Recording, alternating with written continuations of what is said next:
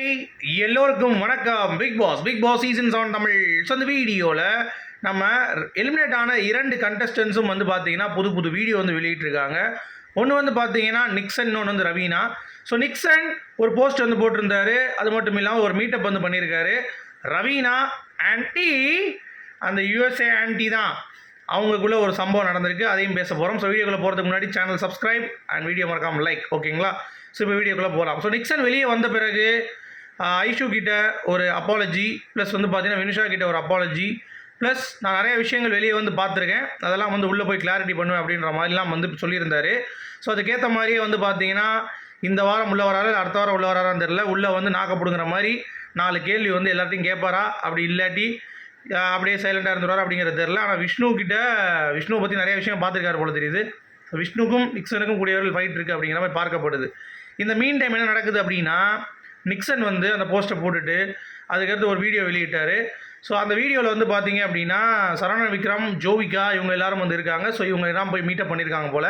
So meetup பண்ணிவிட்டு இவங்க vibe பண்ணிவிட்டு, ஸோ விஷ்ணு வந்து சொன்னார் இவங்களை வந்து யூஸ் பண்ணி த்ரோ பண்ணிட்டு வெளியே போயிடுவாங்க, யாரும் வந்து பேச மாட்டாங்க பழக மாட்டாங்கன்னு சொல்லிட்டு அதுக்கெல்லாம் வந்து செருப்படி கொடுத்துருக்காங்க அப்படிங்கிறது பார்க்க முடியுது.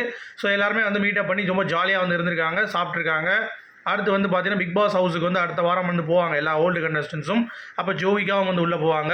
ஸோ உள்ளே போய் மாட்டிக்கிட்டான் பம்பரை கட்ட மண்டேன் அப்படின்ற மாதிரி உள்ளே போய் மாயாவுக்கு எதிராக இருக்க போகிறாங்களா, அர்ச்சனாவுக்கு சப்போர்ட்டாக இருக்க போகிறாங்களா, இல்லை மாயாவுக்கு சப்போர்ட்டாக இருந்துட்டு அர்ச்சனாவுக்கு எதிராக இருக்க போகிறாங்களா அப்படிங்கிறத நம்ம ஒருத்தர் தான் பார்க்கணும். இது ஒரு டைப்பு. அடுத்து செல்லோ குண்டு பையா அப்படின்ற ரவீனாவோட ஆன்டி.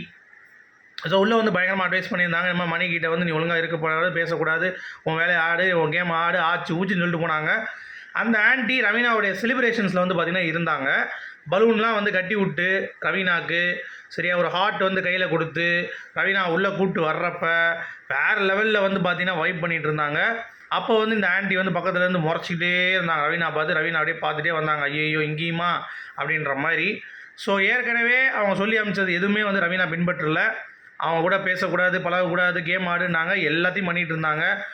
ஒரே நாள் தான் அமைதியாக இருந்தான்னு நினைக்கிறேன். அடுத்த நாள்லேருந்து குண்டு பையான்னு இப்போ வரைக்கும் அவன் வந்து பண்ணி குண்டு பையான்னு இருக்கான். உள்ளே வந்தோடனே கன்னத்தை கிள்ளிட்டு என்ன குண்டு பையன்னு சொல்லிட்டு இருக்கான் அப்படின்ற மாதிரி கேட்டிருக்காங்க போல தெரியுது. ரவீனா அப்படியே ஐயோ ஆளை விட்டுருங்க அப்படின்னு சொல்லிட்டு அவங்க வந்து ஓடி போயிருப்பாங்க போல தெரியுது உள்ளே. ஸோ அந்த ஆன்ட்டியும் ரவீனாவும் அந்த மணியும் அந்த ஒரு வைபு, ஸோ நல்ல ஒரு வைப் வந்து கிரியேட் ஆச்சு. பிக் பாஸே வந்து காரி துப்புற மூமெண்ட்டாக ஏமா நீ கிளம்புமா அப்படின்ற மாதிரி சொல்லியிருந்தான். ஸோ அதுக்கேற்ற மாதிரி அவங்க உள்ளே ரீஎன்ட்ரி வருவாங்க. ஸோ ரீஎன்ட்ரி வரும்பொழுது இந்த ஆன்ட்டி சொன்னதெல்லாம் திருப்பி வந்து கேட்பாங்களா, ஏங்க உள்ளே வந்து சொல்லும் போதே ஒன்றும் கேட்கல, வெளியே வந்து சொல்லும்போது என்ன பண்ண போகிறாங்க.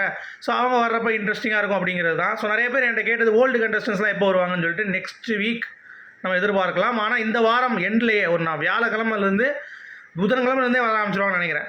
சரிங்களா? அது மட்டும் இல்லாமல் சாக்ரிஃபைஸ் டாஸ்க் இந்த வாரம் ஆரம்பிச்சிடும். அடுத்த வாரம் முதல்லே பெட்டி வச்சுருவாங்க. அதாவது அந்த நைட்லேயே பெட்டி வச்சுருவாங்க. வெள்ளிக்கிழமை நைட்டே பெட்டி வச்சுருவாங்க. வெள்ளிக்கிழமை அதை கதிரவன் எடுத்துகிட்டு போயிடுவான்னு நினைக்கிறேன். போனாங்களா அந்த மாதிரி. அடுத்து மண்டே டியூஸ்டேக்கு திருப்பி ஒரு பெட்டி வந்துச்சு. ஸோ அது வந்து தெரியல எப்படின்ட்டு, எந்த மாதிரி வைக்க போகிறாங்க அப்படின்னு தெரியல. ஸோ பெட்டி இன்னும் கொஞ்சம் டிலே தான் வைப்பாங்க அப்படின்ற மாதிரி எனக்கு ஒரு ஃபீல் ஆகுது. மற்றபடி கண்டஸ்டன்ஸ் உள்ளே வந்துட்டாங்கன்னா அவ்வளோதான். பிக் பாஸ் வந்து பார்த்தீங்கன்னா எண்டு கார்டை போட்டு முடிச்சிடலாம். ஸோ உங்களுடைய கருத்துக்கள் என்ன அப்படிங்கிறத சொல்லுங்கள். மீண்டும் அடுத்த வீடியோ சந்திப்போம். அது வரைக்கும் குட் பை.